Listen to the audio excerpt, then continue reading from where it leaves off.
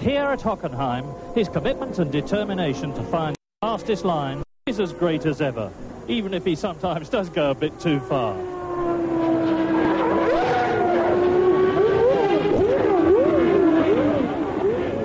Nigel's seemingly irrevocable decision to retire from Grand Prix racing at the end of the season has created a political uproar in Formula One, and Hockenheim is a hotbed of rumour and debate about who goes where in 1991.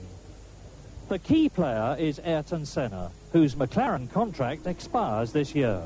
The grapevine says he wants to re-sign for 1 year before joining Ferrari in 1992, but that his team boss, Ron Dennis, is insisting on a 2-year deal.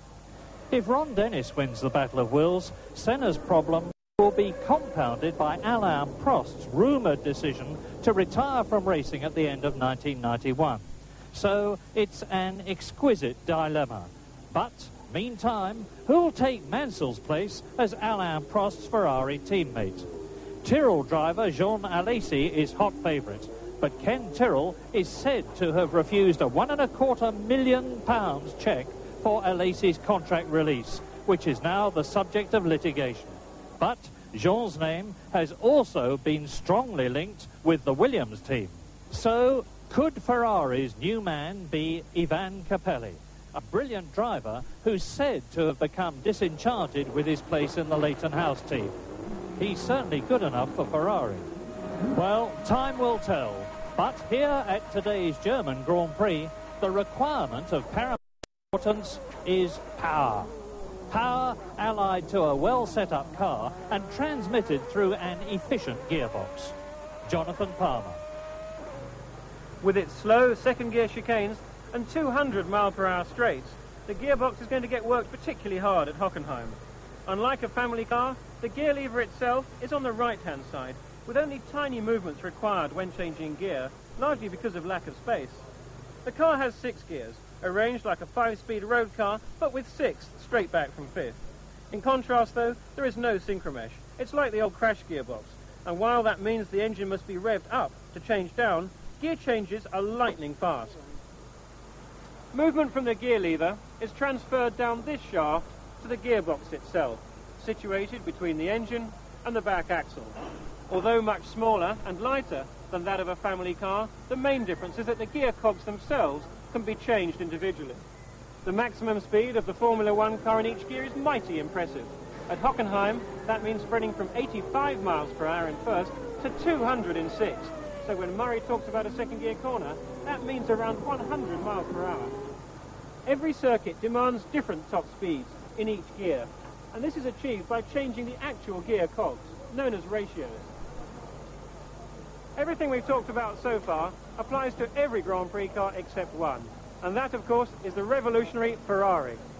With its semi-automatic 7-speed gearbox, gear selection is electronically controlled, flicking this lever on the right-hand side to change up, and this on the left to change down. An ingenious system, it allows both hands to be kept on the wheel, an advantage other teams are looking at carefully.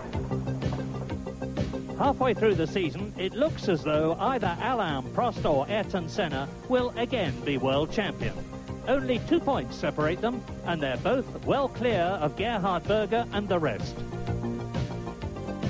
On the grid, 2 McLarens lead, then the 2 Ferraris, followed by the 2 Williams.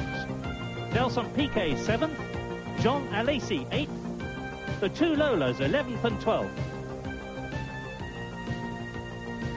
Derek Warwick 16th, Martin Donnelly 20th, and David Brabham 21st.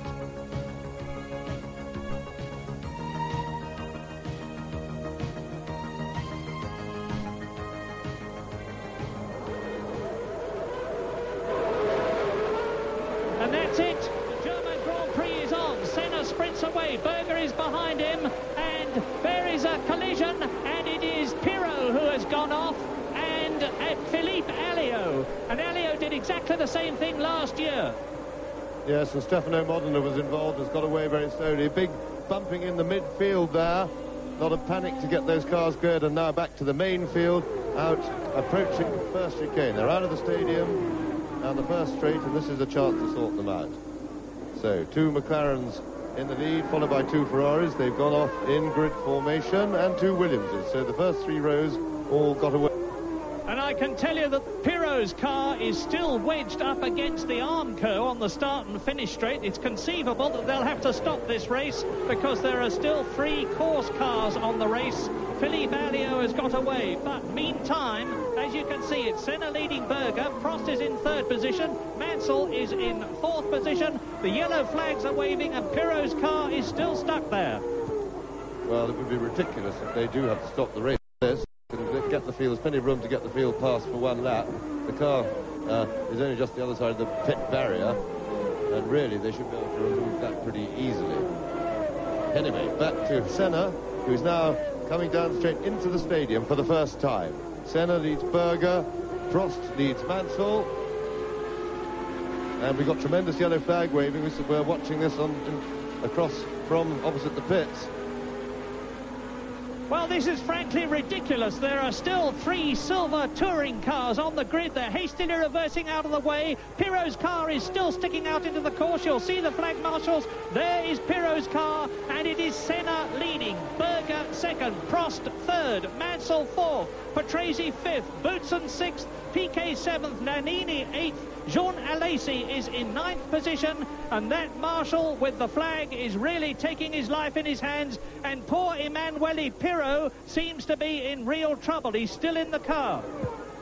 Yes, I hadn't realised that Pirro was still stuck in the car. It didn't look like a particularly heavy accident. Here we see the start again, and there is the contact right near the back of the field. Wheel goes up, that was Pirro's car going over another car, and they tangle and go into the barrier together. Let's just see. Pirro went in backwards, it would appear, and he hit fairly hard, but surprised that he can't get out, but maybe the impact just knocked him out. Yes, well, he's still in the car, and the 3 course cars are still there, while the leaders are on the 2nd lap. You can see Pirro being lifted out. It may be that he's just been winded. The German Grand Prix is not his lucky race, because when he was driving for Benetton last year, he was in 4th position and went off at the Sachs curve. Senna leads, Berger 2nd, a gap now between them and Prost and Mansell, 3rd and 4th. Then it's still Riccardo Patrese in 5th place, followed by Boutsen 6th. Nelson Piquet in sight of all of them in 7th position. So, 2 McLarens, everything very symmetrical, except that there's a Benetton up, joined, and... Yeah, it's, the Benetton is up with, as you saw, in 6th position. Nelson Piquet is there. And so here is Senna. He's coming down towards the stadium now with Berger tight up behind him. Prost 3rd, Mansell 4th. Patrese 5th, Piquet up to 6th, Nannini up to 6th. So where has Thierry Boutsen gone? There he is. Thierry Boutsen must have spun, because he is down in 10th position, the Belgian. And it would appear now at the moment, and here we have a view from Piquet's car. That's Patrese ahead of him. And can we see the back of the Ferraris in the distance? Well, unfortunately, Patrese is filling our eye line.